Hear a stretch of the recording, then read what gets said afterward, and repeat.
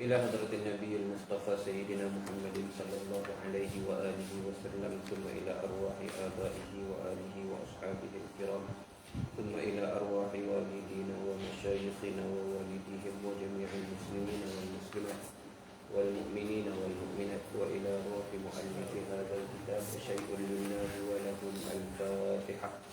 أعوذ بالله من الشيطان الرجيم. بسم الله الرحمن الرحيم. الحمد لله رب العالمين الرحمن الرحيم مالك يوم الدين، إياك نعبد وإياك نستعين، اهدنا الصراط المستقيم صراط الذين أنعمت عليهم غير المغضوب عليهم ولا الضالين.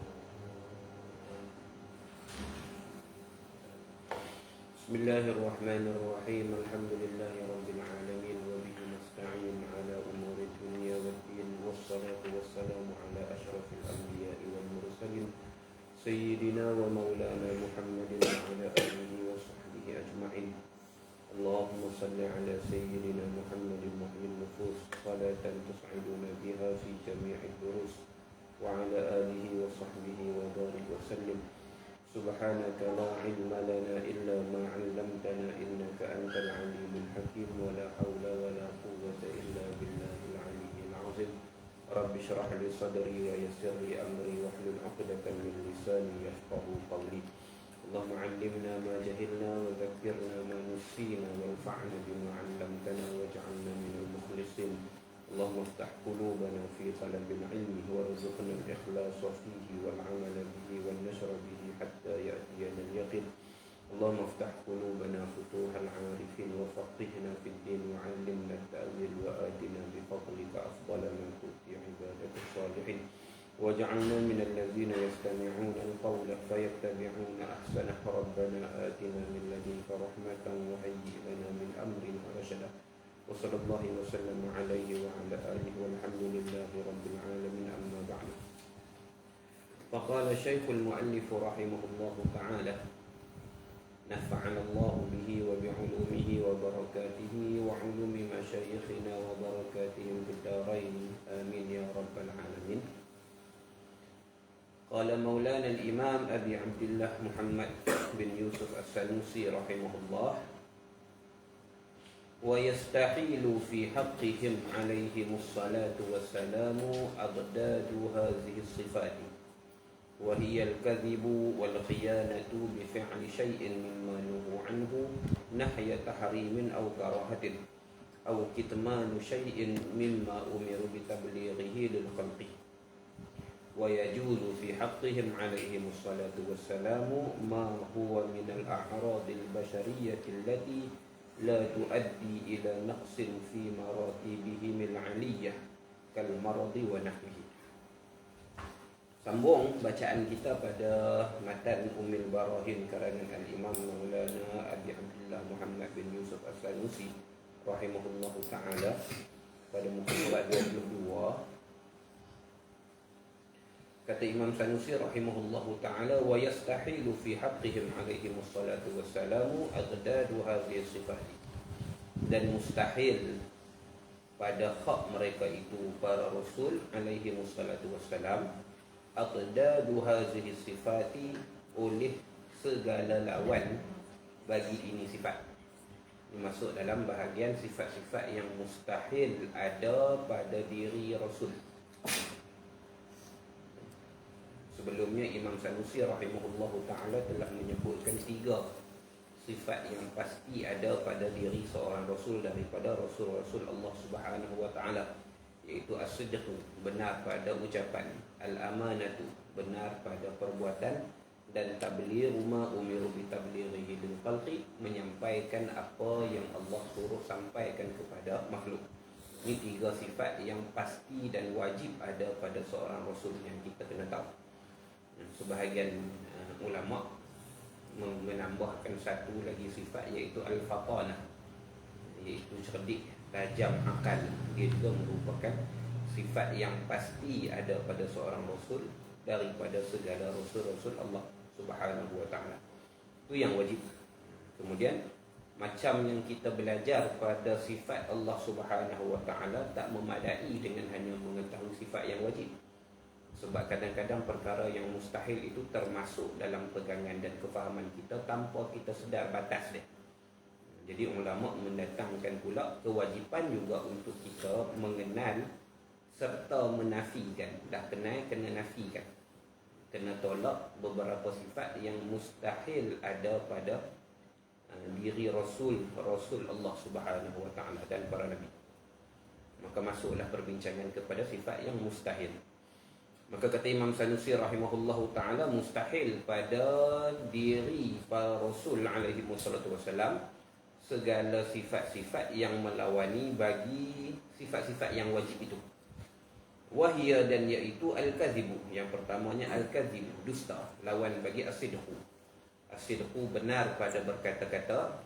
Pastilah para Rasul Allah bersifat dengan benar dalam berkata-kata. Mustahil atas mereka itu berdusta. Mustahil atas mereka itu berdusta. Apa makna berdusta? Berdusta artinya menyampaikan ataupun memberitahu perkara yang melawani bagi sebenar. Itu makna berdusta. Kalau as-sidqu, benar pada berkata-kata, artinya betul apa yang dikatakan dengan perkara yang sebenar. Itu makna sidq. Manakala dusta ialah sebaliknya. Maksudnya apa yang disampaikan oleh Rasul itu tidak betul dengan kebenaran, tidak betul dengan perkara yang sebenar. Maka ini disebut sebagai dusta, disebut sebagai bohong. Contohnya benda tu haram, sebenar-benarnya benda tu haram di sisi Allah Subhanahu Wa Taala. Contohnya Rasul mengatakan dia benda yang harus. Maka ini dusta. Sebab memberitahu sesuatu tidak betul dengan perkara yang sebenar. Contohnya sesuatu itu hukumnya wajib. Hukumnya wajib. Hakikat sebenarnya perbuatan tersebut contohnya wajib. Allah bagi tahu kepada Rasul benda ni wajib bagi dirimu dan umatmu, contohnya. Tiba-tiba seorang Rasul itu bagi tahu kata benda ni makruh, contohnya. Ataupun benda ni sunat, tak wajib pun dah makna dusta. Sebab walaupun sunat juga berarti dapat pahala, tapi dia bukan makna wajib. Sunat berarti ada pilihan untuk kita tak buat, sedangkan wajib berarti tidak ada pilihan untuk kita tinggal. Maka menyampaikan apa yang sebenar itu disebutkan sebagai bercakap benar. Sebaliknya bercakap dengan perkara yang salah itu disebutkan sebagai kadzib ataupun dusta, bohong. Maka bohong merupakan sifat yang mustahil bagi seorang Rasul. Sebab kalau bohong ke, logik akalnya mudah mengatakan, kalaulah Rasul boleh berbohong walaupun sekali, maka tidak ada lagi keyakinan yang sebenar ataupun keyakinan yang kemah dalam apa-apa yang Rasul sampaikan. Kita tak boleh nak percaya secara satu-satu dah lah. Sebab kalau itu bohong, walaupun pada benda-benda yang remeh, tapi apa yang menjadi penghalang daripada kita kata Rasul juga berbohong dalam bab yang lain. Maka kalau sabit bohong pada Rasul walaupun hanya sekali, walaupun hanya pada perkara yang remeh-remeh, dia akan menggugatkan keyakinan kita pada apa yang dikatakan oleh Rasul dalam apa benda sekalipun. Dia jadi macam tu. Maka keyakinan bahawasanya apa yang terbit daripada mulut Rasul itu betul, hasil daripada kita meyakini Rasul tidak pernah berdusta walaupun sekali. Dia tak pernah melawak muhung, dia tak pernah bergurau muhung, dia tak pernah berbohong dengan sengaja atas apa yang ia ketahui. Sebab kalau berlaku walaupun sekali, maka dia akan menjejaskan keyakinan kita atas semua yang Rasul sampaikan. Maka agama kita tidak akan berdiri dengan kemah dan kejam. Sebab ada kemungkinan Rasul bohong. Situ. Jadi maka kita belajar dalam sirah Nabi SAW dan selainnya, yang mana Nabi kita Muhammad SAW begitu juga dengan Nabi-Nabi yang lain, tak pernah berbohong walaupun sekali, walaupun mereka masih lagi dalam keadaan belum dilantik jadi Rasul. Hatta sebelum daripada dilantik jadi Rasul pun tidak pernah ada ditemui catatan ataupun rekod yang mana Rasul-Rasul ni pernah berbohong walaupun sekali. Sebab kalau berlakulah, contohlah hatta sebelum jadi Rasul, dia bukan satu dosa. Sebab ketika tu syariat masih lagi belum diturunkan, mereka masih lagi belum dilantik jadi Rasul. Jadi berbohong pada waktu tu dengan maksud kata benda yang bukan sebenar, dia bukan satu pembohongan lah, dia bukan satu kesalahan lah, sebab belum dilantik jadi Rasul. Tapi pada waktu tu pun Tuhan jaga. Sebab membawa kepada selepas dilantik jadi Rasul, kalau ada orang-orang yang menyaksikan pembohongan tersebut sebelum dilantik jadi Rasul, dia akan gunakan alasan itu, modal itu untuk menyerang peribadi Rasul. Untuk menyerang peribadi Rasul. Alah, dia dulu bohong benda ni. Betul lah ni, nak kita macam mana kita nak percaya kata dia cakap betul lah ni, dulu pun dia biasa bohong. Maka benda tu akan dijadikan serangan peribadi atas apa yang disampaikan. Maka Allah jaga benda tu. Tidak ada satu rekod pun yang mana para nabi dan rasul, khususnya Nabi kita Muhammad sallallahu alaihi wasallam, yang rekodnya diketahui secara jelas oleh kita, ataupun pada rasul-rasul yang lain yang mana maklumat tersebut disampaikan oleh baginda Nabi sallallahu alaihi wasallam kepada kita, yang menunjukkan mereka pernah berbohong walaupun sekali, walaupun sebelum daripada mereka dilantik jadi rasul Allah alaihi wasallam. Tak ada. Sebab kalau ada, maka akan ada serangan peribadi ke atas mereka. Kalau ada, akan ada benda-benda yang menjadi hujah dan modal bagi orang-orang yang menentang dan tidak menerima seruan dakwah Islam daripada menerima ajakan dan juga dakwah daripada para rasul ini sendiri. Tapi tak ada. Tengok macam Nabi kita Muhammad SAW. Tak ada tuduhan yang kata baginda berbohong. Yang ada baginda tukang sihir, yang ada baginda penyair, yang ada baginda gila, yang ada baginda nakkan jawatan, nakkan kekuasaan, nakkan kekayaan, yang tu ada. Tapi tuduhan bohong tak ada. Sebab tu jugalah kita faham nilai gelaran Al-Amin pada baginda Nabi SAW sebelum daripada dilantik jadi Rasul lagi. Bila hatta ketika mula-mula Nabi menyebarkan dakwah di Mekah, Nabi kata, kalaulah atas bukit belakang ni, di belakang bukit yang aku sedang diri ni, aku katakan ada musuh yang bersedia untuk menyerang kamu, kamu nak percaya ke tak? Maka Quraisy pada waktu itu kata, ya, kami tidak pernah mendengar engkau berdusta walaupun sekali. Itu pengiktirafan yang jelas daripada kaum Quraisy, mereka yang bersama dan berada dengan Nabi SAW sepanjang hidup Nabi sampai baginda dilantik jadi Rasul, yang menyebutkan dengan jelas pengiktirafan Nabi tak pernah terbit kalam bohong daripada mulut baginda SAW.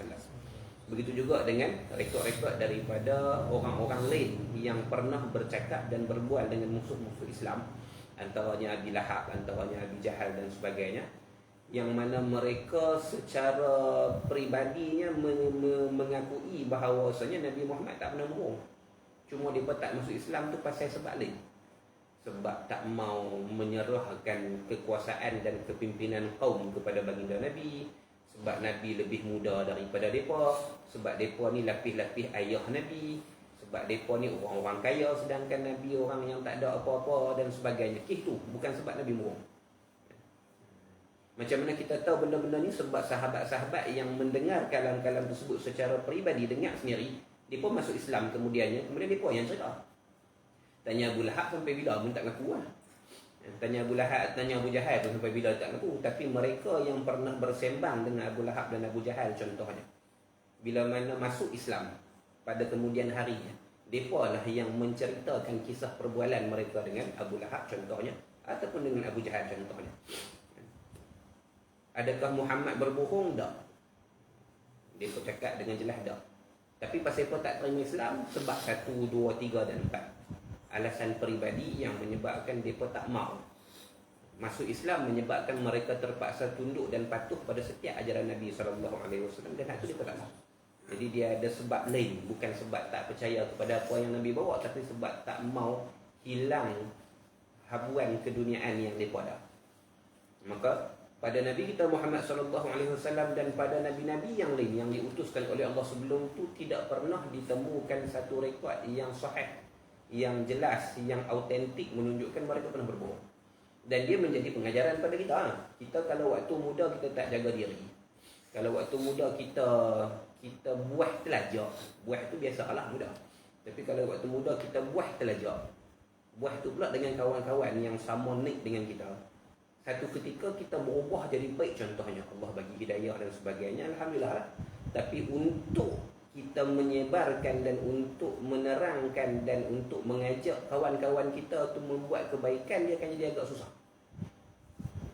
Dia akan jadi agak susah. Lebih-lebih lagi orang yang tak mau terima seruan kebaikan. Apa model dia? Hang dulu pun macam ni. Itu model dia. Sebab kita pernah ada sejarah tu. Lebih-lebih lagi kalau orang yang dengki dengan kita ataupun tak selesa dengan perubahan kita, yang tak mau terima perubahan kita, hendak sembang baik apa, hang dulu pun macam ni, hang dulu teruk pada kami. Dan itu benda yang kena jaga. Maka daripada usia muda ni, daripada kita mengaji dan sebagainya, lebih-lebih lagi orang yang Allah beri rezeki untuk belajar daripada muda ni, kena jaga peribadi. Bukan untuk diri kita saja, untuk agama pada masa depan. Sebab benda yang kita sampaikan tu walaupun betul, tapi sebab peribadi kita tercalar pada waktu dulu, menyebabkan sebahagian orang yang mengetahui sejarah hitam kita tu akan mengelak dan enggan menerima apa yang kita sampaikan. Dia akan jadi sebab-sebab yang lain. Kadang-kadang dia tahu benda tu betul, memang tahu pun kata benda ni betul, mayang kena sembahyang, tak boleh buat benda haram ni, tapi sebab dia ada rasa ketidakpuasan hati pada kita, menyebabkan dia menyerang peribadi kita. Dan serangan ke atas peribadi kita tu menjejaskan dan mencederakan mesej yang kita nak sampaikan. Dia akan jadi macam-macam. Dia akan jadi macam-macam. Jadi apa nama, kena banyak, kena ambil faedah dan kena ambil iktibar daripada benda ni. Jaga diri. Kalau buah tak mana pun, buah seorang-seorang. Tu kalau nak buah lah, janganlah. Tapi kalau nak buah ke nak apa ke, jangan percaya hatta kawan. Buat seorang-seorang, Allah nak ampun dosa senang. Bukan suruh buat jahat tak, tapi lebih realitinya macam tu. Sebab dosa kita hanya dengan Allah Subhanahu Wa Taala. Tapi kalau buah dengan kawan, kita ada saksi. Dan benda tu akan menjadi hujah ke atas diri kita nanti. Akan satu hari nanti bila kita dah bersih daripada buah tersebut, dah cuci tangan dah habis dah apa nama seronok dunia ni, dah tak ada, dah tawak dah seronok dunia ni, baru nak jadi elok dan sebagainya, maka dia akan menghantui kita pada masa depan. Jadi jaga perangai bagi elok, jaga kelaku bagi elok, jaga akhlak bagi elok dan sebagainya. Mudahnya jangan buat jahat lah, mudahnya tu lah. Sebab tu orang suruh pakai lebay. Pakai lebay ni tang mana pun insya-Allah akan jaga diri kita. Tapi kalau tak ada syiar, tak ada tanda-tanda agama pada diri, susah sikit dah nak jaga diri sebab orang tak kenal dah. Tapi kalau kita pakai lebay, orang tak kenal kita sekalipun, kita akan secara automatik akan jaga diri. Hatta kita ke tempat yang orang tak kenal kita. Tapi lebay datang ke mana? Kita takkan sewenang-wenangnya buat benda yang pelik lah. Tapi kalau kita tak pakai lebay, pergi tempat orang tak kenal kita, tak ada apa lah. Kita sama macam orang ni, blend in dengan orang lain tu menyebabkan kita tak ada rasa malu untuk buat benda-benda hati elok. Kena jaga apa elok. Jadi pakai lebay. Tapi tak syok nak pakai lebay ni. Rambut buat lawa-lawa dekat kedai, tarah sana, tarah sini, apa nama, buh inai lah, buh apa lah, tu nak pakai lebay, tak syok. Berasa tua. Lebih-lebih kita tak 20 lagi, orang panggil pakcik dah, jam tu. Kena hadap lah, kena hadap. Nak jaga diri. Panggilan pakcik tu dengan jaga diri, mana yang lagi penting? Jaga diri lagi penting. Tengok macam ni lah. Kalaulah Nabi kita Muhammad SAW pernah ditangkap berbohong dulu, walaupun sekali, walaupun benda yang remeh, benda yang petty, benda yang tak ada apa, tapi kalaulah dia pernah berbohong dulu dan benda tu ada saksinya, maka pada ketika Islam, pada ketika Nabi dilantik jadi Rasul dan menyampaikan dakwah, pasti ada tuduhan. Dulu pun pernah bohong, maka apa kemungkinan dan jaminan untuk sekarang dia tak bohong? Maka Allah jaga sejak dia kecil. Sebab tu Allah jaga sejak dia kecil, tak bohong, tak melakukan kesalahan, dosa dan sebagainya. Walaupun pada waktu tu beliau ataupun baginda masih lagi belum seorang Rasul. Macam tu kan Rasul-Rasul yang lain. Dan yang keduanya wal khiyanah pun sama agaklah. Kadzib, dusta pada perkataan, khiyanah, dusta dengan perbuatan. Khianat dengan perbuatan. iaitu melakukan perkara yang dilarang oleh Allah Subhanahu wa taala. Khianat itu bifi'lin. Hal bagi khianat. Hal kaunihi khianah bifi'li syai'in mimma nuhu anhu. Dengan melakukan sesuatu yang dilarang daripadanya. Benda yang Allah larang. Nahya tahrimin sebagai larangan haram, au karahatin, au nahya karahatin, atau larangan makruh. Benda yang Allah larang itu Nabi tak pernah buat walaupun sekali. Itu satu. Ini berbetulan dengan makna amanah. Lawan dia khianat. Bererti tidak ada perbuatan Nabi yang berada dalam kategori haram dan makruh. Itu fahaman dia. Kefahaman yang lebih jelas ialah sebarang perbuatan Nabi tidak dihukumkan dengan haram dan makruh ketika Nabi lakukan. Maka dia akan ada tingkatan kefahaman kat itu. Tingkatan yang pertamanya, antara sifat yang mustahil bagi Rasul ialah melakukan perkara yang dilarang oleh Allah. Sama ada perkara itu perkara yang makruh ataupun yang haram. Itu satu. Kefahaman itu memberikan kita satu penjelasan bahawasanya sebarang perbuatan Nabi, apa yang Nabi lakukan tidak akan dihukumkan dengan makruh dan haram. Dua. Kemudian membawa kepada kefahaman yang seterusnya, sekiranya didapati Nabi melakukan sesuatu yang diketahui hukumnya makruh, contohnya, ataupun haram tapi tak ada, lebih pada makruh, maka perbuatan tersebut tidak dihukumkan makruh pada Nabi SAW ketika baginda melakukan. Yang haram tolak tepi lah, yang makruh ni. Contohnya mana? Kita buat contoh dari itu. Contohnya seperti mana? Ada hadis Nabi SAW kencing berdiri. Kencing berdiri hukumnya makruh. Ada hadis Nabi kita Muhammad SAW ambil wuduk sekali, basuh muka sekali, basuh tangan sekali, sapu kepala sekali, berwuduk sekali-sekali ni makruh. Ada hadis Nabi mengambil wuduk dua kali dua kali pun makruh, ada hukum kita. Tapi ketika Nabi melakukan perbuatan-perbuatan ini tidak dihukumkan makruh pada hak Nabi SAW. Sebab Nabi nak mengajar umat tentang hukum. Dan Nabi nak menunjukkan bahawasanya perbuatan ini tidak diharamkan. Maka ketika itu Nabi wuduk tiga kali contohnya. Maka perkataan seumpama itu akan memberikan banyak tafsiran. Ada yang kata wajib ambil 3 kali. Dan ada yang kata harus ambil kurang daripada 3 kali dan sebagainya. Sebab perkataan hadis berbentuk perkataan, dia lebih terbuka sudut pandang 2 kali, maka umat faham bahawasanya ambil wuduk 2 kali ni sah. Dan bila Nabi tunjuk kata yang afdal ialah ambil wuduk 3 kali, umat faham bahawasanya 3 kali itu sunat, bukan wajib. Sebab ambil sekali pun sah, ambil 2 kali pun sah. Maka perbuatan Nabi lebih menunjuk kepada hukum berbanding dengan perkataan. Maka Nabi mengajarkan umat dengan perbuatan. Dia menjadi satu pahala bagi Nabi sebab Nabi mengajarkan hukum. Ketika Nabi ambil wuduk 2 kali, maka ketika tu ada pahala bagi Nabi SAW sebab ketika tu baginda mengajarkan hukum. Maka ni benda yang kita kena faham. Dan bukan selalu yang Nabi ajar hukum ya, lepas tu kembali pada hukum asal balik lah. Maksudnya Nabi akan ambil semayang 3 kali jugalah. Hadis yang Nabi ambil semayang sekali ke 2 kali ke, hadis yang jarang berlaku je. Sekali sekala dia berlaku. Bukannya setiap hari ada Nabi ambil ayat semayang sekali, ada Nabi ambil ayat semayang 2 kali, ada Nabi ambil ayat semayang 3 kali. Tak.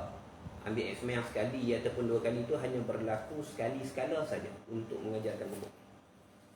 Maka pada ketika itu tidak makruh pada hak Nabi SAW, sebaliknya wajib kerana dia masuk dalam kategori mengajarkan umat ta'lim. Masuk dalam kategori ta'lim. Itu benda yang kita kena faham. Dan yang ketiganya sifat yang mustahil bagi seorang rasul daripada segala rasul-rasul Allah, au kitmanu syai'in mimma umiru bitablighihi lil haqqi, atau menyembunyikan sesuatu. Ini lawan bagi tabligh. Kitman lawan bagi tabligh. Menyembunyikan sesuatu mimma umiru bitablighihi, daripada perkara yang diperintahkan mereka itu untuk menyampaikannya lil khalqi, bagi makhluk. Menyembunyikan apa yang Allah perintahkan untuk sampaikan, hukumnya mustahil. Hukumnya mustahil.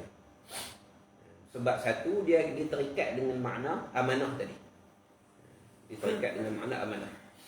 Dan dia juga terikat, sekiranya dalam bentuk perbuatan, dia terikat dengan makna amanah. Sekiranya dalam bentuk perkataan, dia terikat dengan sidik.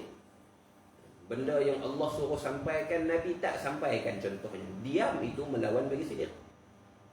Dan diam itu melawan bagi amanah. Maka bila kita faham elok bab sidik, bila kita faham elok bab amanah, maka kita fahamlah bab tabligh. Maka apa yang Allah suruh Nabi sampaikan kepada umat, pasti Nabi sampaikan. Dan ini membawa kepada pecahan yang tiga lah. Perkara maklumat, wahyu, sebagainya yang Allah sampaikan kepada Nabi, ada tiga kemungkinan. Satu kemungkinannya ialah perkara tu Allah hanya khususkan kepada Nabi, tak bagi sampaikan kepada umat. Ada kemungkinan. Ada benda-benda yang Allah hanya simpan dan hanya khaskan maklumatnya kepada Nabi. Ada kemungkinan ni? Ada. Sebab tu Nabi punya makrifah lebih daripada makrifah kita. Pengenalan Nabi kepada Allah Subhanahu Wa Taala lebih daripada kita mengenal Allah. Kalaulah capaian makrifah itu sama, maka takkan ada hadis umpama Nabi sebut ana a'rafukum bi rabbikum.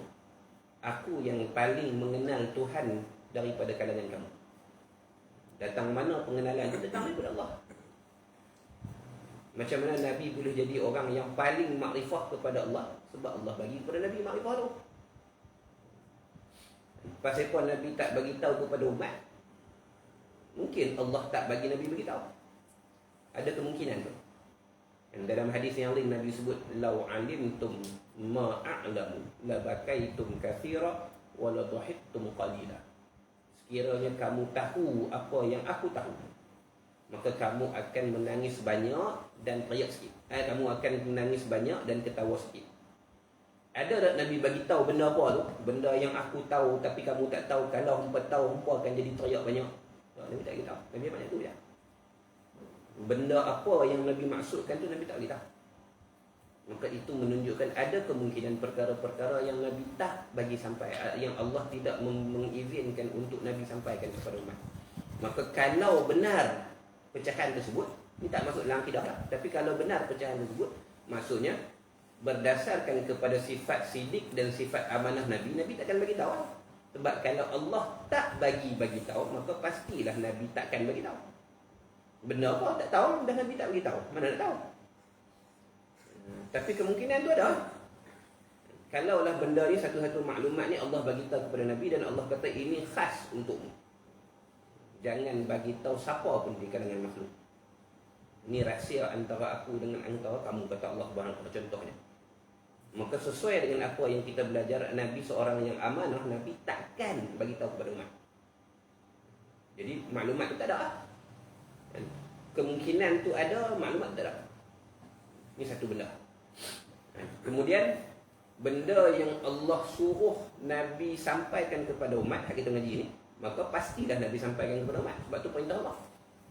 Dan perkara-perkara yang Allah beri pilihan kepada Nabi untuk sampaikan kepada siapa-siapa, maka Nabi boleh sampaikan kepada siapa-siapa yang Nabi pilih, dan boleh untuk Nabi sembunyikan daripada siapa-siapa yang Nabi tak rasa nak beritahu ke dia. Dan kemungkinan ni.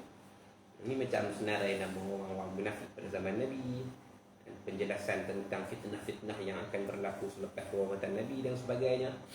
Maka sahabat antaranya Ibnu Mas'ud radhiyallahu anhu, Sayyidina Abdullah bin Mas'ud sebut bahawasanya Nabi pernah bercerita kepada kami semua perkara yang akan berlaku selepas pada kewafatan baginda sampai akhir zaman, sampai akhir zaman. Jadi apa? Jadi apa? Jadi apa? Jadi apa? Jadi apa? Secara terperinci, kata Sayyidina Abdullah bin Mas'ud radhiyallahu anhu. Cumanya kata Sayyidina Abdullah bin Mas'ud, selepas daripada kewafatan Nabi sallallahu alaihi wasallam, bila aku bersembang dengan orang-orang yang hadir semasa Nabi terang benda tu, masing-masing tak ingat. Masing-masing tak ingat. Allah hilangkan ingatan terhadap benda-benda tu. Ini kalau kita mengaji dalam fiqh haulat, kajian fiqh ke atas perkara-perkara akhir zaman ni, Maka Sayyidina Abdullah bin Mas'ud antara orang-orang yang menjadi sumber utama tentang kejadian-kejadian akhir zaman. Sayyidina Abdullah bin Mas'ud, Sayyidina Ali bin Abi Talib, Sayyidina Huzaifah bin Al-Yaman, Sayyidina Abdullah bin Umar, Sayyidina Abdullah bin Abbas. Ini antara orang-orang yang menjadi sumber utama dalam menceritakan hadis-hadis akhir zaman. Jadi apa fitnah, apa berlaku dan sebagainya. Jadi ini contoh-contoh bagaimana pilihan yang Nabi buat untuk memindahkan maklumat-maklumat tersebut kepada orang-orang yang tertentu, bukan kepada semua orang secara umum. Hatta sahabat Nabi yang paling dekat dengan Nabi pun, antaranya Sayyidina Abu Bakar, antaranya Sayyidina Umar, antaranya Sayyidina Uthman dan sebagainya, tidak memiliki maklumat-maklumat tersebut. Nabi pilih orang-orang yang tertentu saja. Maka ini juga masuk dalam perkara yang kita bezakan antara masalah tabligh ni. Maka apa yang Allah suruh Nabi sampaikan, ya pasti Nabi sampaikan. Tapi kalau apa yang Allah beri pilih kepada Nabi untuk sampaikan ataupun tidak, kembali pada pilihan Nabi. Dan kalau ada perkara yang Allah larang Nabi daripada sampaikan, maka Nabi takkan sampaikan. Itu jelas. Jelas. Habis. Kemudian katanya rahimahullahu ta'ala, selesai daripada sifat-sifat yang mustahil. Kalau ikut kitab yang menambah satu lagi, iaitu fatanah, cerdik, sebagai sifat yang pasti ada pada diri seorang Rasul. Maka lawan bagi fatanah ialah al-baladah, bodoh. Maka bodoh merupakan sifat yang mustahil ada pada seorang Rasul. Sebab kebodohan akan menyukarkan dakwah dan akan menyusahkan maklumat risalah daripada Allah itu untuk disampaikan dan diterima oleh orang lain. Allah tak akan hantar dan tak akan lantik orang-orang yang bodoh untuk menjadi Rasulnya.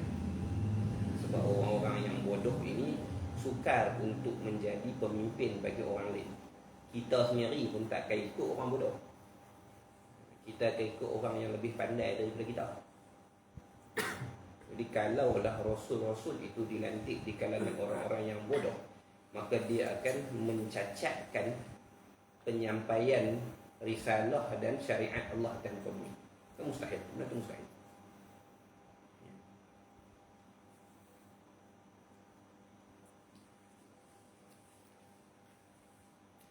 Kemudian katanya rahimahullahu ta'ala, masuk kepada bahagian sifat yang harus bagi Rasul. Wa yajuzu fi haqqihim alaihimus salatu wassalamu ma huwa minal a'radil basyariyyati allati la tuaddi ila naqsin fi maratibihimil aliyyati kal maradi wa nahwi. Dan harus pada hak mereka itu, para Rasul alaihimus salatu wassalam, sifat yang harus ada pada mereka. Sifat yang harus ada bererti dia boleh tak ada lah. Bukan semestinya bila harus ada dia ada. Tapi sifat yang harus ada bererti dia juga harus tak ada.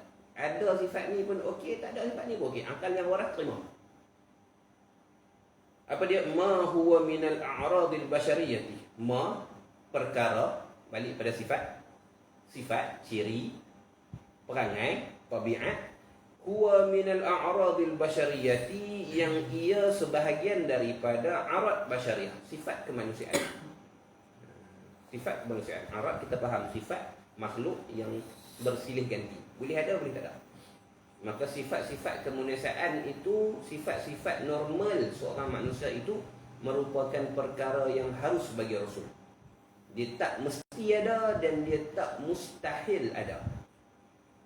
Dia tak duduk di tangga mustahil, dia tak duduk di tangga wajib, dia duduk di tangga harus.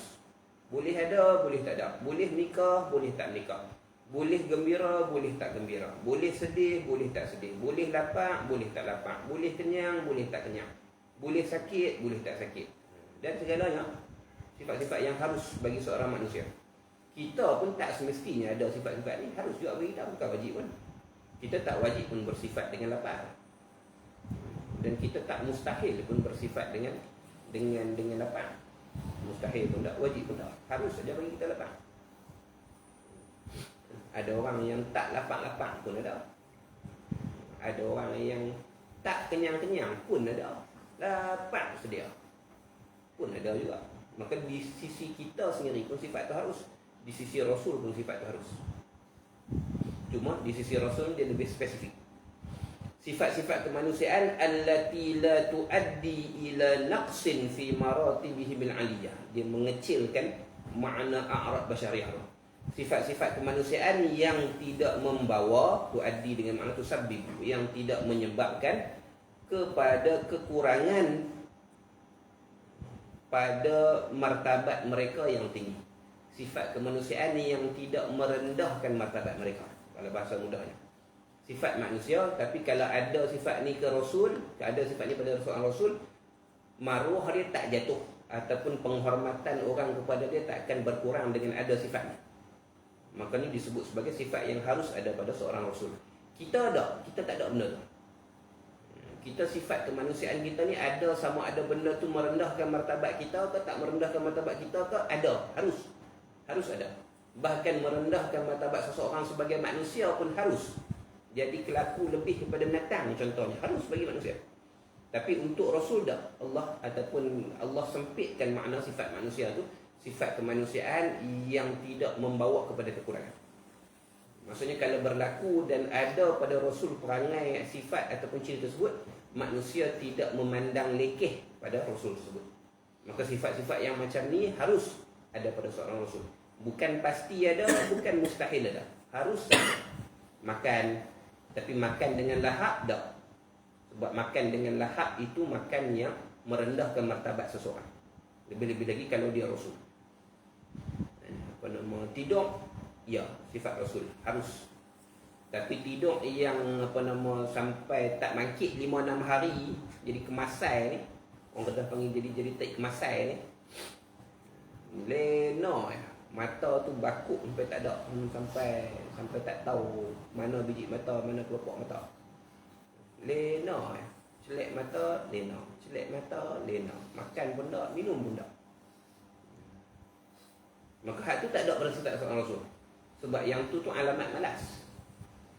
Dan dia merendahkan martabat seseorang, lebih-lebih lagi seorang Rasul. Kita boleh bersifat dengan benda tu. Kalau hidup negara Arab lah contohnya kan, kena musim sejuk, boleh lena tak sakit kepala seharian, bahkan 48 jam boleh lena. Hak semayang, hak tak semayang boleh lena. Duduk dalam selimut tu, gebak tu, tapi panggil lihaf contohnya, gebak atau baik tu, memang tak sakit kepala, lena lah lama mana pun, lapang tak, dan lena. Dia macam hibernasi, macam binatang yang off diri dia. Setakat 16 jam, 18 jam tidur tu biasa musim sejuk. Biasa. Lebih-lebih lagi musim sejuk, siang dia pendek, malam dia panjang. Siang dia pendek ya. Siang dia mula pukul 6 pagi contohnya, pukul 5 petang dah maghrib. Isya pukul 7 ataupun 6.30 tu Isya. 6.30 petang Isya. Kita 6.30 petang tu maghrib pun tak lagi. Tapi musim sejuk pada setengah-setengah negeri, 6.30 petang tu insyaAllah. Jadi lepas tu nak jumpa subuh pukul 6 pagi, 6.30 pagi tu lama. Menyembang sampai cemuh tak ada modal lah. Tengok-tengok dah, baru pukul 9.30. Baru pukul 9, tak bagi 10 malam ni. Menyembang sampai habis modal, ayak teh habis 2 jam. Dia malam tu panjang. Kalau lena tu boleh jadi panjang. Sampai siang tu boleh lena panjang. Tak ada masalah. Dia boleh berlaku dan memang berlaku. Ramailah kawan-kawan yang di sana tu yang mengalami musibah ni. Dia nak. Dia tak ada sakit kepala. Kita kalau sini cuaca kita sini lena lama dia sakit kepala. Sakit kepala dia bangkit jadi pening, dia bangkit jadi badan jadi lemah, jadi tak larat tak nak. Jadi musim sejuk tak jadikan seseorang tu kalah dengan tidur. Dia boleh lenok selama mana hak dia nak. Cuma nak kena teringat waktu mayang dia. Ada hak mungkin mayang tidak. Mungkin mayang tidak tu dia. Jagalah waktu mayang, pesan kat kawan tu gerak dia bangkit mayang tu semua tidak dia. Lagi masuk tu mayang kawan dia gerak dia bangkit mayang tidak dia. Ulang benda tu. Tambah kalau kena waktu cuti semester. Lena bagus. Lena jimat duit, tak kena makan, tak kena apa. Tak kena makan, beli roti apa tu ya buat standby. Puasa lapak bancu ayam, cicah roti tidur balik. Jimat banyak nak. Tapi pada Rasul tak ada sifat lena yang keterlaluan, tak ada.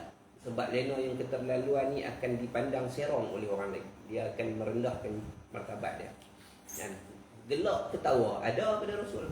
Ketawa memang sebutlah hadis Nabi gelak dan sebagainya. Nabi ketawa. Disebutkan sampai nampak geraham Nabi. Dalam hadis-hadis ada ulama yang mengumpulkan hadis-hadis yang menceritakan Nabi ketawa sampai nampak gigi geraham. Maksudnya engkau mulut belah. Engkau mulut belah. Tapi kebanyakan ulama mensyarahkan hadis yang menunjukkan Nabi ketawa ialah senyum.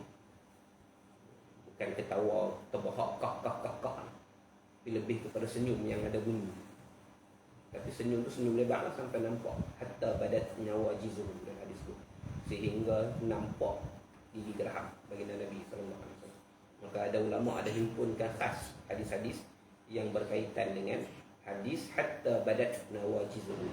Hadis-hadis yang menyebutkan Nabi ketawa sampai nampak gigi geraham. Maksudnya tak banyak kali pula video tu. Kalau kerak, kalau banyak takkan dia tak ada satu keistimewaan. Benda tu sangat jarang. Sangat jarang berlaku. Gelak besar, bukan gelak besar tak. Mulut terbuka besar ketika gelak. Jarang sangat berlaku pada Nabi sehingga ulama boleh kumpulkan hadis-hadis yang menyebutkan tentang benda tu. Adalah peristiwa-peristiwa dia. Adalah peristiwa-peristiwa dia. Adalah Nabi cerita apa-apa ataupun ketika Nabi sampaikan apa-apa ataupun Nabi tengok sesuatu benda yang melucukan ke, maka Nabi gelak sampai nampak gigi geraham. Tapi gelak yang terbahak tak ada. Gelak dia panggil gelak kah. Gelak kah. Tak ada. Sebab gelak yang macam tu bukan gelak seorang yang budiman. Bukan gelak seorang yang ada kawalan diri yang baik. Bukan gelak seorang yang berbudi pekerti yang elok. Gelak kah ni. Dia gelak orang kasar. Dia gelak seorang yang kasar dia punya peribadi dia. Maka dia merendahkan martabat pada pandangan orang lain. Orang lain yang tak selesa dengan gelak lagu tu, bila ada orang gelak lagu tu, dia akan menjauhkan diri. Dia tak selesa. Mungkin tarik perhatian orang. Dan kita kadang-kadang duduk kedai makan pun, contohnya saya mati betul kawan kita gelak lah. Orang tengok kita pun betul. Duduk sembang tu gelak kah. Bukan kita gelak pun, tapi orang keliling tengok. Berhenti sampai bola hak TV pun berhenti pasal gelak kawan kita. Kita jadi bawah kita mana? Tak malu. Kita tak selesa dengan benda tu. Maka benda yang macam tu takkan dilakukan oleh seorang Nabi dan Rasul Allah Subhanahu Wa Taala. Sebab benda tu akan menyebabkan orang jauh daripada mereka. Dan bila orang jauh daripada mereka, tujuan penyampaian lantikan mereka sebagai Rasul dan Nabi untuk menyampaikan syariat daripada Allah akan terbentut, akan terjejas, akan tak sempurna. Sama lah marah dan sebagainya. Sama. Nabi marah tak marah? Dalam hadis-hadis menyebutkan Nabi marah sampai merah muka, ada sampai Nabi berpaling muka, ada sampai Nabi tak cakap, marah. Tapi marah yang keterlaluan sampai tak boleh kawal diri tak. Marah sampai lupa diri tidak. Tak ada. Sebab tu benda yang membawa kepada merendahkan martabat mereka sebagai seorang Rasul. Tapi kalau manusia biasa macam kita, benda tu harus beri tak. Harus bukan dengan maksud benda tu berdosa tak berdosa, tu harus cerita lain. Ini harus maksudnya benda tu boleh berlaku pada diri kita. Kita boleh marah sampai lupa diri. Boleh dengan maksud benda tu harus berlaku. Bukan maksud benda tu berdosa atau tak berdosa, tu cerita fiqh ni, cerita benda ni boleh berlaku pada diri kita. Kita seronok sampai lupa diri, harus berlaku. Tapi takkan dan mustahil berlaku pada seorang Rasul. Seronok sampai lupa diri, mustahil berlaku pada seorang Rasul. Sebab benda tu tuaddi ila naqsin fi maratibihim al-aliyah. Benda tu membawa kepada kekurangan pada martabat mereka yang tinggi. Jadi sifat-sifat manusia biasa ada, harus berlaku pada Rasul, makan, minum, tidur, berkahwin dan sebagainya. Tapi sifat-sifat yang tidak melampaui batas sehingga merendahkan martabat mereka. Contoh kal-maradi, seperti sakit. Maka sakit benda yang biasa bagi manusia, tak jatuh martabat seseorang dengan sakit. Tapi ada sesetengah sakit yang akan menjauhkan manusia. Maka sakit-sakit yang menyebabkan manusia jauh daripada dia tidak akan ada pada seorang Rasul. Contoh badan berbau. Mustahil seorang Rasul badan berbau. Mulut busuk contohnya. Bukan mulut busuk pasal makan tu tak, memang passion mulut busuk. Mustahil. ada pada seorang Rasul sifat macam tu. Daging yang membusuk pada badan seorang Rasul, mustahil. Maka dalam bab sakit ni contohnya, kita terpaksa menapis banyak riwayat-riwayat Israeliat yang menceritakan benda-benda yang menyalahi dan bertentangan dengan pegangan ataupun akidah yang kita jaga. Banyak kisah-kisah Israeliat yang masuk ke dalam Islam, yang kadang-kadang bila kita tak mengaji bagi elok, kita gagal untuk menapis kisah-kisah tersebut. Ulat contohnya yang berada pada kaki Nabi Ayub alaihissalam, itu benda yang mustahil, benda yang tidak layak dengan seorang Rasul.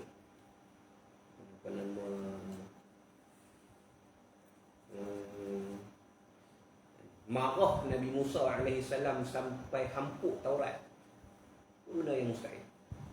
Dia berlawanan dengan akal yang waras dan berlawanan dengan peribadi seorang Rasul.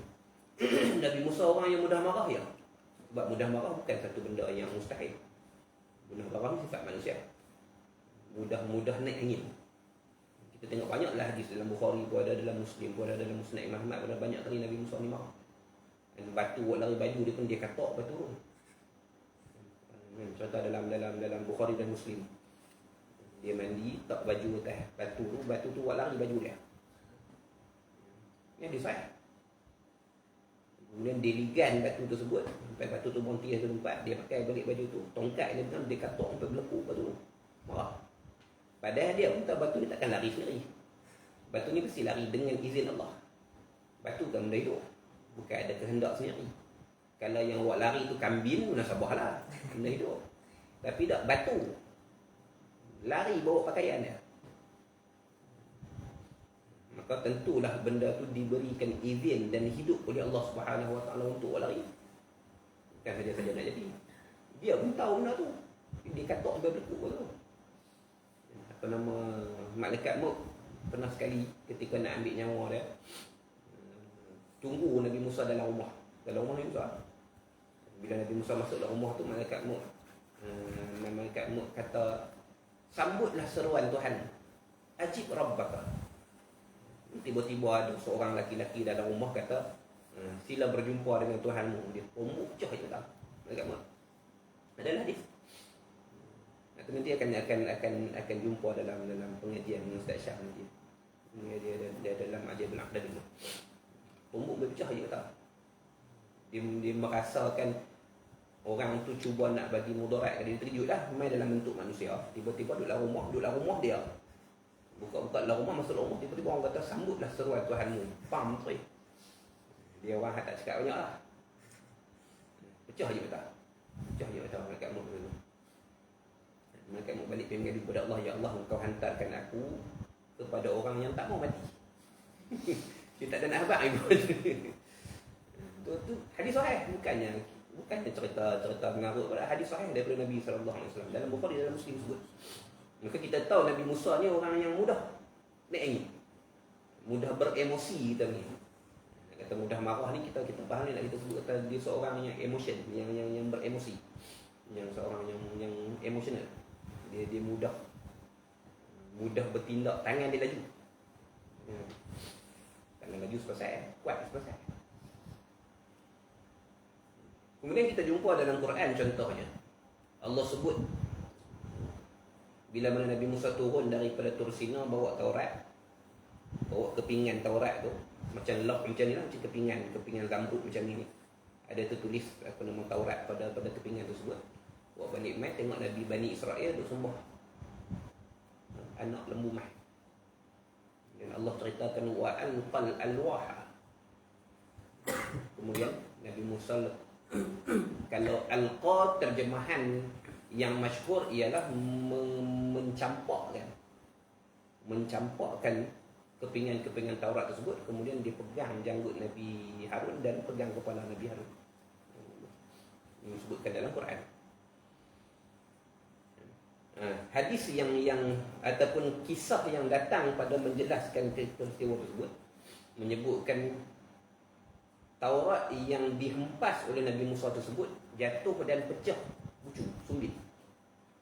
Hadis itu hadis Israeliat, bukan daripada Nabi sallallahu alaihi wasallam. Kepingan Taurat tu menjadi tidak sempurna, sumbit. Akibat daripada Nabi Musa hampuk.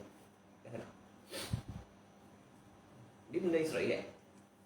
Dalilnya mana? Dalil dalam Quran juga. Sebab bila Allah gunakan, dia kata wa alqal alwah, Allah guna dalam Quran.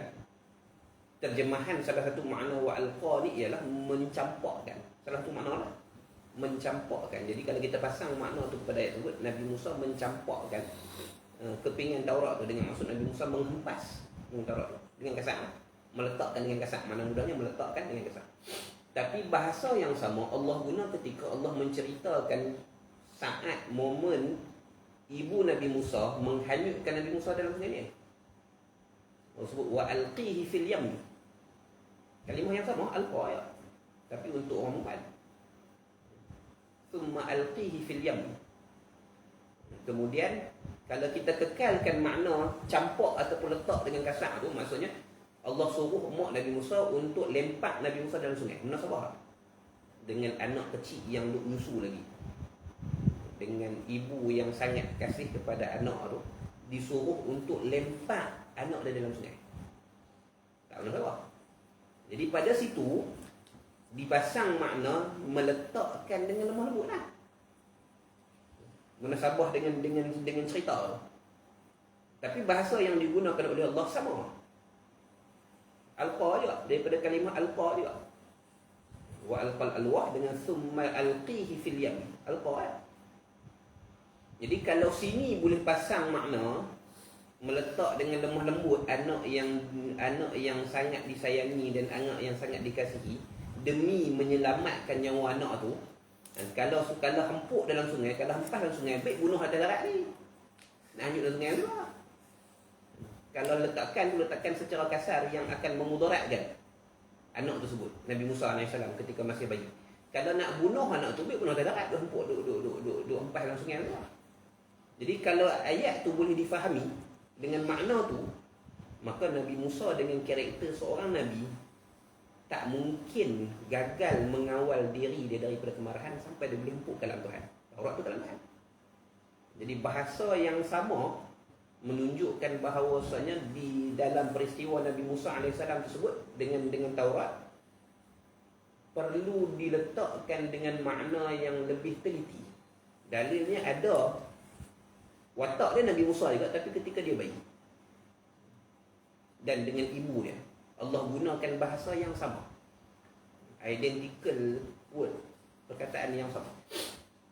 Jadi kalau dalam bab ni, dalam kisah ni, dengan maksud ibunya meletakkan dengan lemah lembut dan penuh kasih sayang, maka dalam kisah Nabi Musa dengan kepingan Taurat tersebut, maka sepatutnya maknanya ialah Nabi Musa meletakkannya dengan terhormat. Maksudnya sifat marah itu tidak menguasai Nabi Musa AS. Mustahil seorang Rasul dikuasai oleh marah sampai hempuk kalam Tuhan. Kita lah, bahasa mudah lah, kita lah kalau pegang Quran, marah tak mana pun kita tak hempuk Quran. Itu Quran yang kita beli sendiri. Ini Nabi Musa terima daripada Allah di Bukit Tursina waktu pun. Bukan beli di mana-mana kedai ke ataupun order Shopee ke waktu tu, mana ada. Memang Allah, memang malaikat hantar kepada Nabi Musa AS kepingan Taurat tu. Jadi kalau Quran yang kita beli sendiri, walaupun kita ada 8 Quran dalam bilik kita, dalam rumah kita, marah secara mana pun kalau kita pegang Quran, kita tak ampuk Quran. Itu kita. Bayangkan seorang Nabi. Bayangkan Nabi teragung Bani Israel, Nabi Bani Israel. Nabi yang paling masyhur, Nabi yang paling agung, Nabi yang paling utama dan ketua para Nabi Bani Israel. Bayangkan dia tidak mampu mengawal kemarahan sampai dia hampuk dalam Tuhan. Benda mustahil benarkan. Benda mustahil benarkan. Maka benda-benda ni perlu ditapis. Benda-benda ni perlu ditapis. Riwayat-riwayat tu ada dalam kitab-kitab tafsir kita, ada, ya. Tapi kena faham kitab tafsir kita bukan kitab hadis. Bukan kitab hukum. Kitab tafsir kita kebanyakan ulama yang mentafsirkan ayat Quran, kebanyakan yang memilih untuk mengumpulkan segala khabar sebagai data. Jadi kena pilih dah lepas berarti. Yang ni Israiliyat yang diterima, ini Israiliyat yang tak diterima, ini benda yang lemah sanadnya, ini benda yang kuat sanadnya, ini benda yang tidak boleh jadikan hujah dan sebagainya. Itu kena ngaji asing pula. Bukan semata-mata dengan tafsir semua terima dah. Sebab kebanyakan ulama tafsir pada zaman itu, tujuan mereka masukkan riwayat-riwayat tersebut ialah untuk mengumpulkan maklumat saja, mengumpulkan data. Dia bukan untuk dijadikan sebagai kitab hukum. Sebab kitab hukum akan kembali pada hukum fiqh, hukum tauhid dan sebagainya. Kena jaga orang elok. Maka macam sakit dan perangai-perangai yang menyalahi, yang di luar daripada tindakan manusia biasa, lebih-lebih lagi menjatuhkan martabat sebagai seorang rasul, maka dia mustahil berlaku pada Rasul Allah alaihi wassalatu wassalam.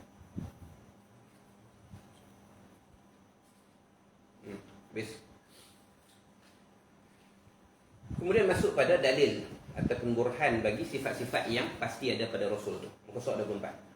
Wa amma burhanu wujud sidqihim alaihi wassalatu wassalam fali'annahum law lam yasduqu lalazimal kadhibu fi khabarihi.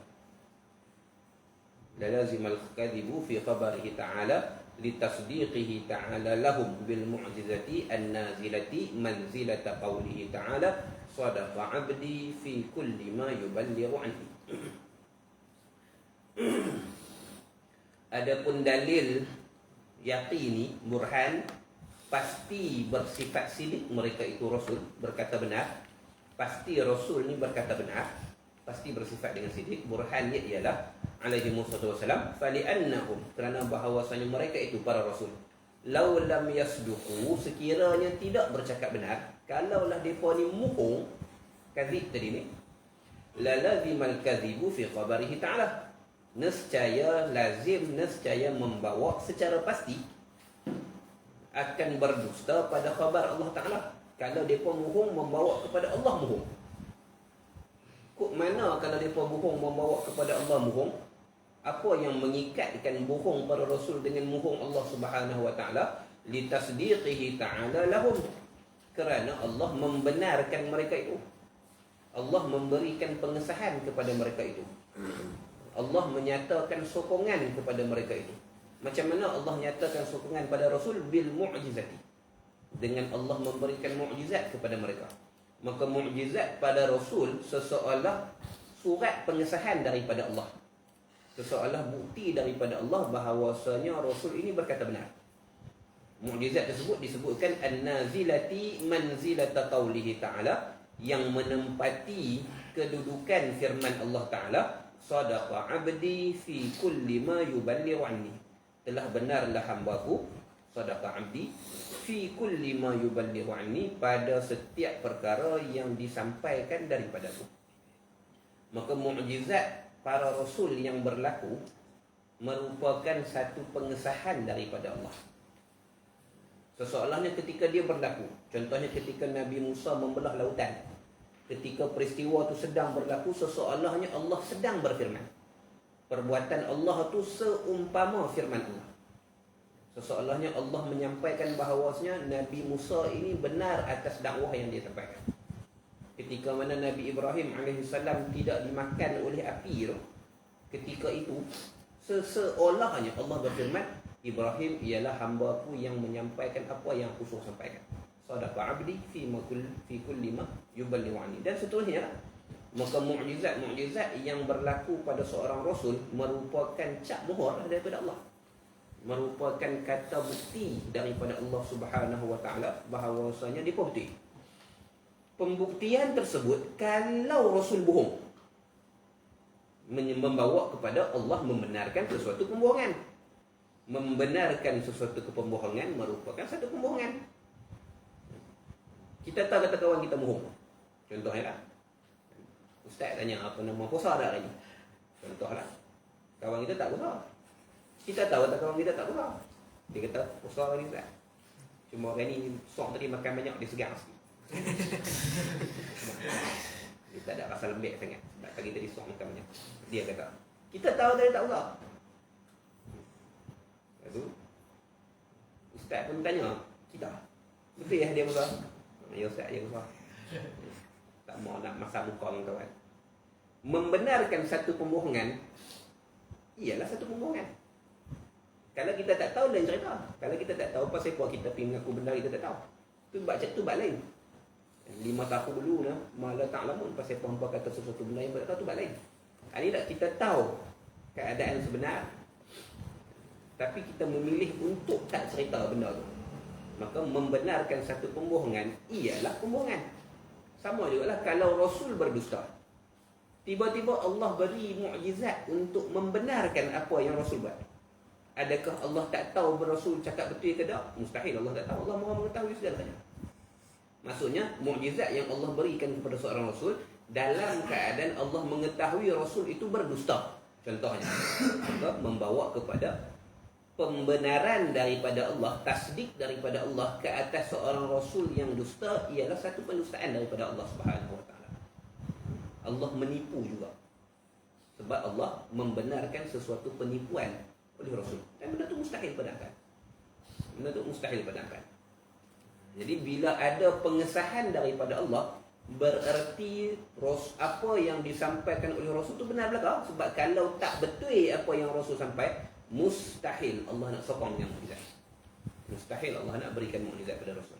Maka mukjizat menjadi bukti benar bagi Rasul. Dan dia bukan setakat bukti benar, dia bukti bagi semua lah. Semua sifat-sifat Rasul yang lain ni umbinya dibenarnya. Umbinya dibenar. Maka sebab itulah kita kena faham makna mukjizat bagi betul. Belakang ni, zaman kita ni, sisi mukjizat tu dah tak dibahaskan dengan betul. Kita dah ambil mudah dengan makna mukjizat. Kita dah tak mengkaji apa mukjizat tersebut. Kita faham mukjizat ni dengan maksud mukjizat, benda yang berlaku pada Rasul ni ada. Mukjizat merupakan dalil terbesar atas kebenaran Rasul. Jadi kalau sangkut bab ni, maka akan ada keraguan pada seorang Rasul. Kalau kita ragu dia seorang Rasul, maka runtuh agama. Setiap apa yang kita tahu daripada agama kita semua mai daripada Rasul. Tapi kalau kita tak berjaya membuktikan dia Rasul, maka agama yang kita pegang itu runtuh habis. Baik sama ada diserang oleh pihak luar ataupun daripada dalam diri kita juga. Kalau kita sendiri tak mampu nak meyakinkan kita bahawa Nabi Muhammad ni Rasul, jahanam agama kita. Maka sisi mukjizat perlu diambil penting dan perlu ditekankan dalam memahami. Maka kita kena faham mukjizat ni apa ciri mukjizat, apa jenis mukjizat dan apa mukjizat yang ada sampai sekarang dan sebagainya. Benda ni ambil masa yang panjang, tapi benda ni kita perlu kajian ke atas mukjizat ni kena sentiasa dilakukan. Sebab dia keupayaan kita untuk membuktikan sesuatu mukjizat bererti kita berupaya untuk menambahkan keyakinan kita bahawasanya pegangan kita ni betul, agama kita ni betul, akidah kita ni betul, iman kita betul. Kan dia mukjizat mudahnya tiga ciri utama. Yang pertama, dia benda yang mencarikan adat, benda yang di luar kebiasaan, extraordinary, benda yang di luar kebiasaan. Yang keduanya, dia berlaku pada mereka yang mendakwa jadi Rasul dan Nabi. Dia bukan untuk orang lain. Kalau orang tu tak mendakwa jadi Rasul ataupun tak mendakwa jadi Nabi, dia bukan mukjizat. Dia tak boleh diletakkan dalam kategori mukjizat.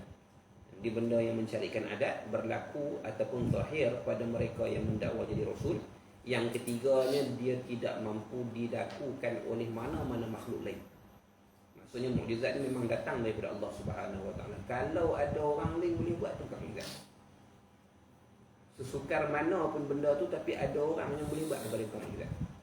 Ada makhluk lain boleh buat, maka dia bukan mukjizat. Lari laju contohnya, manusia biasa tak boleh, tapi binatang boleh contohnya, maka dia bukan mukjizat. Bukan mukjizat. Dan sebagainya. Maka selagi mana dia boleh dilakukan oleh makhluk lain, maka dia bukan mukjizat. Benda tu hanya boleh dilakukan oleh Allah Subhanahu Wa Taala, baru nama dia mukjizat. Maka dia sangat spesifik makna dia. Dia sangat spesifik makna dia. Kemudian mukjizat, bahasa mudahnya daripada makna tu kita akan melihat kepada kategori mukjizat. Mukjizat ada dua kategori. Yang pertama, mukjizat yang terbatas. Mukjizat yang terbatas pada tempatnya, masanya dan saksinya. Yang kedua, mukjizat yang tak terbatas pada tempat, masa dan saksi. Semua mukjizat yang kita tahu ataupun yang kita tidak tahu berada dalam kategori ini. Dia terbatas pada masa dia, tempat dia dan saksi dia. Maksudnya hanya mereka yang berada di situ pada masa tu, mereka saja yang menyaksikan mukjizat. Contoh ketika Nabi membelah bulan di Mina waktu tu. Bulan Nabi belah dua, terbelah, dan bulan sebelah dia lebih rendah daripada satu lagi. Orang yang menyaksikan tu melihat Bukit Hira, Jabal Nur di celah belahan bulan itu. Sabit dengan hadis mutawatir. Dia bukan setakat terbelah dua dan sengit sebelah. Membuktikan maksudnya dia bukan khayalan ataupun permainan mata. Dia terbelah dua, kemudian dia sengit sebelah. Seperti lebih tinggi dari sebenarnya. Dan dia bukan dekat-dekat dah, dia terbelah luas. Sehingga mereka mengatakan mereka melihat Jabal Gua Hira di celah bukit, di celah belahan. Maksudnya dia bukan terbelah sikit lagi tu dah, luas. Sehingga kita boleh nampak benda yang di belakang. Benda tu disaksikan pada waktu tu, masa tu oleh orang tu je. Dia bukan untuk seluruh dunia. Dan sekarang ni kita tak boleh tengok pun. Orang tu kalau hidup zaman tu pun, tapi malam tu dia lena di rumah, dia tak tengok apa dia buat tu. Dia tak tengok apa dia buat tu. Ataupun kita lah di sini contohnya.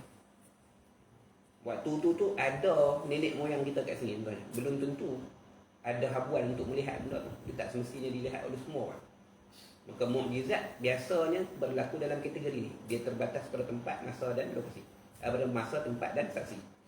Dia terikat dengan tiga ni. Maksudnya selepas daripada peristiwa itu berlaku, yang tinggal hanyalah cerita. Yang tinggal hanya cerita. Maksudnya esok, kalau orang yang tak tengok benda tu, dia hanya mendengar daripada orang yang menyaksikan. Malam hang tak ada. Malah hang tak ada. Bulan terbelah. Dia dengar cerita aja. Dia tak menyaksikan. Anak cucu Bani Israel yang melintasi lautan bersama dengan Musa AS. Dia pun tak ada. Dia pun dengar cerita mak ayah mereka ya. Mereka kecil dia pun tak ada itu. Kami lintas laut. Tidak ambil dengan mereka. Dia hanya mendengar cerita. Jadi selepas daripada dia musyahadah, lepas pada habis peristiwa itu berlaku, maka yang tinggal hanya sama, hanya pendengaran, bukan lagi penglihatan. Maka mukjizat berlaku dalam kategori ini. Maka di zaman sebelum daripada Nabi SAW, maka mukjizat bukanlah mesej. Mukjizat hanya sokongan saja. Mukjizat hanyalah bukti kebenaran risalah. Sebab penyampaian ialah pendengaran, habuan dengar. Mukjizat habuan tengok. Mukjizat habuan tengok. Yang disampaikan oleh nabi-nabi, inni rasulullahu ilaikum fa'budullah la rabba siwahu dan sebagainya, yang Quran sudut cerita kat kita tu. Yang itu ialah kalam, itu ialah dakwah yang disampaikan, kalam didengar. Maka dakwah para rasul tu didengar habuan telinga. Mukjizat habuan mata. Maka Allah gabungkan dengan dua benda lah. Kemudian bila mukjizat tu berlaku dan selesai, yang tinggal hanyalah cerita tentang mukjizat tu. Jadi daripada bukti nyata menjadi hanya khabar, menjadi hanya cerita. Benda tu sampailah kepada zaman Nabi Isa AS, sampailah kepada Nabi kita Muhammad SAW. Semua mukjizat dalam kategori ini, melainkan Quran. Melainkan Quran. Quran berada dalam kategori mukjizat yang tidak terikat dengan masa, tak terikat dengan tempat dan tak terikat dengan saksi. Bererti mukjizat Al-Quran merupakan sesuatu yang boleh dilihat dan didengar oleh siapa-siapa pun. Tak kira di tempat mana, tak kira di waktu bila, dan tak kira oleh siapa. Itu mukjizat Quran. Itu mukjizat Quran. Maka pada Quran ni juga Allah gabungkan di antara dakwah, mesej, risalah dengan mukjizat. Berbanding dengan yang lain. Yang lain tu mukjizat asin, risalah asin. Mesej dakwah asin, mukjizat asin. Al-Quran menggabungkan kedua-dua. Itu yang Allah sebut apa nama? Syahrul Ramadan allazi unzila fihi al-Qur'anu hudan lin-nasi wa bayyinatin minal huda wal furqan. Al-Quran sebagai petunjuk bagi manusia, itu hidayah, itu mesej. Wa bayyinatin minal huda, dan bukti. Dia mesej, dia juga bukti. Bukti daripada petunjuk dan kebenaran. Dia Allah gabungkan dua sisi tu. Sisi dakwah ada pada Quran dan sisi mukjizat ada pada Quran. Kitab-kitab Nabi yang lain tak pernah disebut sebagai mukjizat. Taurat tak pernah disebut sebagai mukjizat. Injil tak pernah disebut sebagai mukjizat. Kalam Allah, ya kalam Allah, tapi tak pernah disebut sebagai mukjizat. Quran saja yang pernah disebut sebagai mukjizat. Yang disebutkan ataupun yang difaktakan, yang diwartakan sebagai mukjizat, Quran saja. Zabur tak pernah disebut sebagai mukjizat. Kalam Allah, ya kalam Allah. Sebab mukjizat para nabi yang lain itu ialah sesuatu yang berasingan dengan isi penyampaian syariat. Sebaliknya Al-Quran mengandungi kedua-duanya, mengandungi syariat dan mengandungi mukjizat tersebut. Maka Allah sebutkan hudan linnas wa bayyinatin minal huda wal furqan. Tak apalah.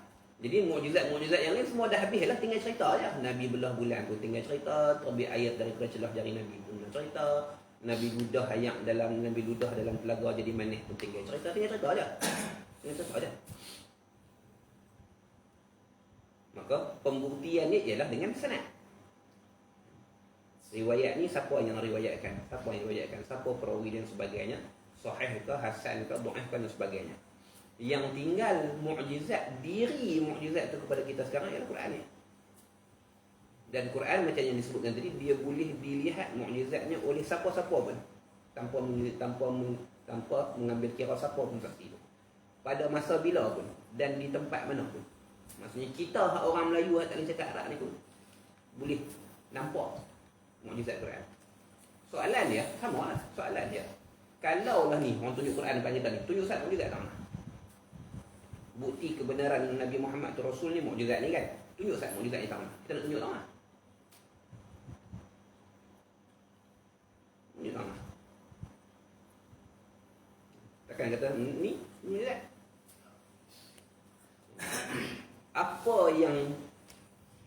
Apa sisi mukjizat Al-Quran? Balik pada mana mukjizat awal tadi lah.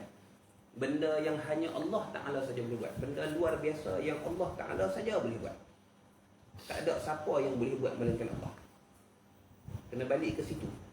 Dan kena ada kajian khas tentang mukjizat Al-Quran. Banyaklah. Banyak. Kita dah buat sekali tu, tak boleh. Banyaklah. Maka boleh tengok bukti kebenaran Al-Quran daripada sudut cabaran-cabarannya. Tahadiyat Al-Quran disebut dalam ilmu ulum Quran disebut sebagai tahadiyat Al-Quran, cabaran-cabaran Al-Quran. Al-Quran dia ada ujian, dia panggil ujian pemalsuan dia sendiri. Falsification test, ujian pemalsuannya. Kalau benda ni tak boleh dibuktikan oleh Quran, maka Quran palsu. Al-Quran sendiri yang mendatangkan siri-siri ujian tu. Antaranya Al-Quran mencabar untuk mencabar daripada sudut fakta. Benda yang dah berlaku, benda yang sedang berlaku, benda yang akan berlaku. Maka benda-benda tu disebutkan oleh Al-Quran tanpa salah, walaupun satu benda. Benda yang lepas dah, banyaklah benda yang lepas dah. Contoh macam Raja Mesir pada zaman Nabi Yusuf AS disebut dengan Malik, Raja.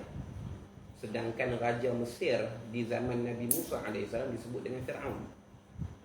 Kedua-duanya pemerintah Mesir lah. Tapi pada zaman Nabi Yusuf AS, yang memerintah Mesir pada waktu itu dipanggil Malik, Raja. Tapi di zaman Nabi Musa AS, pemerintah Mesir dipanggil sebagai Fir'aun. Dan benda tu fakta yang tak ada siapa tahu sebelum tu. Baru tahu dalam tempoh masa 3-4 artis belakang ni je. Tak ada siapa yang mengetahui, sebab bahasa hieroglifik Mesir ni dah tak ada siapa boleh baca. Dah pupus dah. Hatta pada zaman Nabi pupus. Tak ada siapa yang boleh baca. Kan tulisan ada dekat piramid tu semua tu tak ada siapa boleh baca. Dia dah hilang orang-orang yang mahir daripada membaca tersebut. Jadi maklumat-maklumat tu dah hilang. Sebab benda tu berlaku ribu tahun. Sampailah ditemui satu batu disebut sebagai Rosetta Stone. Boleh google lah, Rosetta Stone. Dan kat batu tu ada 3 bahasa. Batu tu batu hutang lah, dia catatan hutang. Tapi ditulis dengan 3 bahasa. Maklumat yang sama tapi 3 bahasa. Bahasa Mesir kuno tu, bahasa Greek lama dengan bahasa Greek zaman. Jadi bahasa Greek lama ni masih ada orang boleh baca. Bahasa Greek kuno ni bahasa orang baca. Bahasa hak zaman tu pun memang orang boleh baca lah. Jadi bila mereka baca bahasa Greek yang zaman tu, kemudian mereka baca bahasa Greek kuno, ini cerita benda yang sama. Ini macam translate daripada benda atas ni ya. Maksudnya bahasa yang ketiga yang ada kat batu tu pun menceritakan benda yang sama. Jadi mereka decode, mereka pecahkan kod bahasa yang hilang tu dengan bahasa Greek yang ada zaman tu. Maka daripada situ baru tahu, oh, kalau orang Mesir tulis 3 segi ni makna dia macam ni. Kalau orang Mesir tulis bentuk ni macam ni dan sebagainya. Maka baru timbul balik bahasa hieroglifik tu. Baru hidup balik. Daripada situ baru dia boleh baca cerita-cerita lama Mesir. Dan daripada situ baru dia kata, okey, dinasti zaman masa Nabi Yusuf dulu, dia teli tengok dengan berapa raja yang ada dan sebagainya. Zaman yang dijangkakan pada zaman Nabi Yusuf hidup dulu ni, memang zaman itu tidak disebutkan dan tidak digelarkan pemerintahnya dengan terang. Sebab dia bukan daripada bangsa Qibti, dia bukan daripada bangsa Qibti, dia bangsa Hyksos. Tapi pada zaman Nabi Musa AS, memang zaman tu Qibti yang memerintah Mesir, dan memang digelarkan raja daripada Qibti yang memerintah Mesir sebagai terang. Benda tu baru tahu dalam 200 tahun belakang ya. Dalam Bible tak ada sebut terang. Cerita Nabi Yusuf dalam Bible pun sebut bagi Fir'aun. Cerita Nabi Musa dalam Bible pun disebut dengan Fir'aun pada menyebutkan raja dia. Maka ni benda yang lepas tak ada siapa tahu. Benda tu dah habis dah.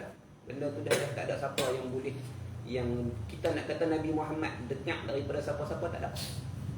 Sebab maklumat tu memang tak diketahui oleh siapa. Hatta masyarakat Kristian sekalipun pada zaman tu pun tak tahu. Masyarakat Mesir pun tak tahu maklumat tersebut. Sebab mereka sendiri dah tak boleh baca bahasa lama. Mereka sendiri pun tak tahu lah. Itu contoh benda yang lepas lah. Contoh benda yang sedang berlaku. Quran tu pun menceritakan tentang Rom kalah. Dikalahkan oleh Parsi. Alif Lam Mim ghulibatir Rum fi adnal ardi wa hum min ba'di ghalabihim. Malaikat Jibril bawa turun wahyu daripada Allah. Rom kalah. Padahal baru kalah lah. Mana ada maklumat sampai ni? Mana ada WhatsApp zaman ni? Nak hantar dengan surat ke, dengan kuda ke, dengan apa ke, dia mengambil masa berbulan ataupun berminggu untuk sampai cerita tu di Mekah ataupun Madinah. Tapi maklumat tu dah sampai nanti. Bukan maksud apa pasal dia buat maksiat ni, tapi daripada turun surah Lahab dengan kematian Abu Lahab tu sendiri 10 tahun jarak masa. Dia ada 10 tahun untuk membatalkan Quran, untuk membatalkan dakwaan Nabi bahawasanya dia akan mati dan nak masuk neraka. Dia ada 10 tahun untuk kata dia beriman, walaupun secara mohon. Dia boleh je mengaku dalam Masjidil Haram tu, inni amantu billah wa ashhadu anna Muhammadar Rasulullah. Dia boleh je kata begitu. Aku beriman dengan Allah dan aku mengaku bersaksi bahawasanya Muhammad Rasulullah. Dia boleh je. Apa ni dia masuk dalam rumah dia nak gelak guling-guling ni, suka dia. Tak ada apa tahu. Dia boleh tak buat benda tu? Boleh. Dia boleh berlakon, dia boleh menyamar, dia boleh hatta dibisikkan siapa-siapa pun cukup dah, untuk membuktikan bahawasanya apa yang Quran sebut tu salah. Aku beriman dengan Nabi, walaupun dia mohon. Dia boleh tak? Boleh. Tapi dia tak nak buat walaupun sikit. 10 tahun masa yang dia ada. 10 tahun, 3,000 hari lebih masa yang dia ada untuk membatalkan dakwah Quran. Tapi tak berlaku. Itu bukti kebenaran Al-Quran. Dalam Quran yang Allah sebut benda ni Allah saja yang tahu, Allah tak tahu, kamu tak tahu. Wallahu ya'lamu wa antum la ta'lamun, la ilma indakum dan sebagainya tu. Tak ada siapa pun ketika ayat tu diturunkan, ayat yang kata Allah tahu, hampa semua tak tahu. Tak ada siapa pun yang pernah angkat tangan saya tahu. Tak ada siapa yang pernah bidah fakta-fakta. Tak ada siapa yang pernah menolak ataupun mengatakan aku tahu maklumat ni, aku dapat daripada Syria, aku pergi meniaga kat Syria tu. Tak ada. Bila Allah, ayat-ayat yang Allah sebut wallahu ya'lamu wa antum la ta'lamun, Allah mengetahui dan kamu tidak mengetahui. Ketika mana turun ayat-ayat yang tajuk berkaitan dengan ayat-ayat ni yang banyak dalam Quran, tak ada siapa pernah bangkang. Tak ada siapa yang pernah sebut kata aku tahu. Pasal apa Allah kata aku tak tahu, aku tahu. Pasal apa Muhammad kata aku tak tahu, aku tahu. Tak ada siapa. Tak pernah sekali pun ada bangkangan di sudut tu. Bila Allah kata semua tak tahu, semua tak tahu. Ini contoh-contoh bagaimana Al-Quran mendatangkan bukti dengan sendiri. Diri Quran sendiri menjadi bukti kebenaran Quran.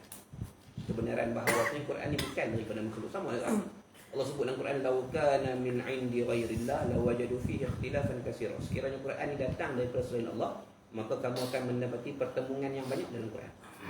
Akan ada banyak perselisihan, akan banyak clash dalam Quran. Sebab kalau datang bukan daripada Allah.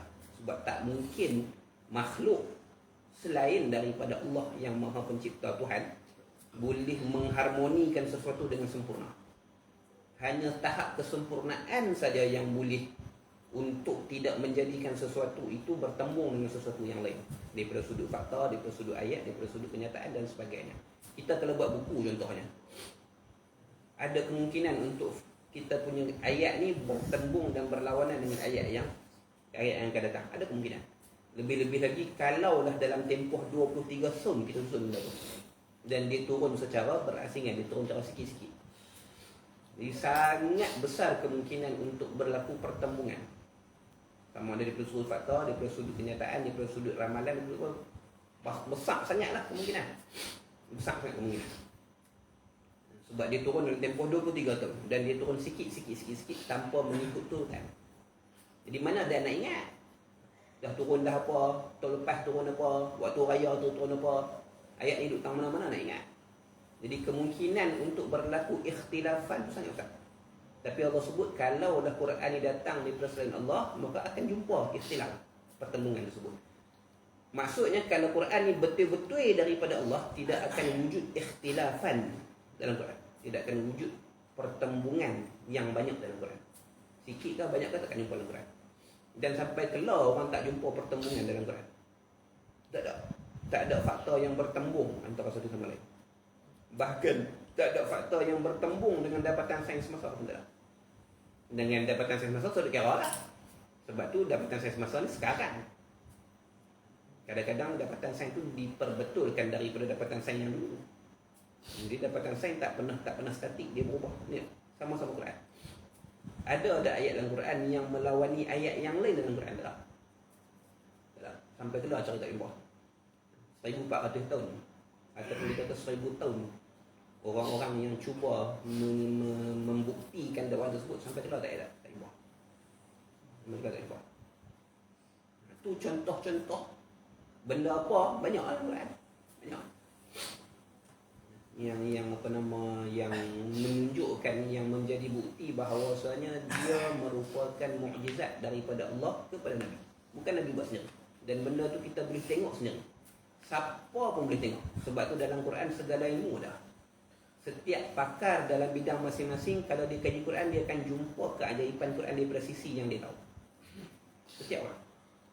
Baik orang yang pakar dalam perubatan, orang yang pakar dalam bidang marin, hidupan laut ke, dalam bidang topologi ke, dan dalam bidang alam, geologi ke, biologi ke, pokoknya setiap mereka yang ada kepakaran sendiri, bila mengambil masa untuk meneliti dan mengkaji Al-Quran daripada sudut mukjizat, dia akan jumpa mukjizat Quran daripada apa yang dia tahu. Untuk setiap orang. Al-Quran ni untuk setiap orang. Hatta orang yang tak tahu apa pun, kalau ditunjuk kat dia, dia akan nampak. Dia akan nampak. Kalau orang yang tak tahu apa, dia blank slate lah, maksudnya fikiran dia kosong, dia tak ada kemahiran apa-apa. Tapi kalau ditunjukkan, kalau dia reti tengok tang mana mukjizat Quran, dia akan nampak. Lebih-lebih lagi kalau orang tu pakar dalam sesuatu bidang. Dengan kepakaran dia tu, kalau dia kaji Al-Quran, dia akan jumpa mukjizat Quran berkaitan dengan kepakaran yang dia ada. Antara yang paling mudah ialah maklumat-maklumat yang disebutkan oleh Quran tidak lagi diketahui pada masa tu. Baru sangat dia tahu. Pendedahan sains masa dan sebagainya ni baru sangat dia tahu. Dalam tempoh 3-4 tahun belakang ni dia tahu. Mana mungkin maklumat-maklumat tersebut diketahui oleh seorang yang tidak boleh membaca dan menulis 1400 tahun dulu di padang pasir. Banyak benda-benda lagu dalam Quran. Cari ya. Macam buah. Tapi mukjizat asasi bagi Al-Quran ialah bahasa dia. Dia. Dan juga dia punya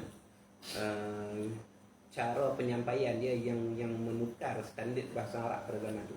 Itu kena mengajar lah. Sebab itu kita mengajar Nufurah Umar. Tujuannya ialah untuk memahami mukjizat Al-Quran daripada sudut bahasa. Sebab itu mukjizat dia yang paling utama. Mukjizat yang paling besar. sebab kita bukan orang Arab, maka Allah juga sediakan mukjizat-mukjizat yang lain dalam Quran untuk kita. Mengenai. Jadi itu sisi mukjizat yang jarang orang sentuh. Sebab penting. Mukjizat yang lain dah tak ada, tinggal khabar saja. Yang masih lagi ada, boleh diakses, boleh dikaji, boleh ditengok, boleh dipegang dan boleh disaksikan oleh kita sekarang ni hanya Quran. Maka dekat situ ada sisi mukjizat dia. Ada bukti kebenaran Nabi kita Muhammad sallallahu alaihi wasallam sebagai rasul. Jangan abai dan jangan buat ringan dengan benda tu. Bis wa amma burhanu wujubil amanati lahum alaihi wassalatu wassalam fa li'annahum law khanu bi fi'li muharram. Kedua dan yang ketiga dengan satu dan wallahu subhanahu wa ta'ala.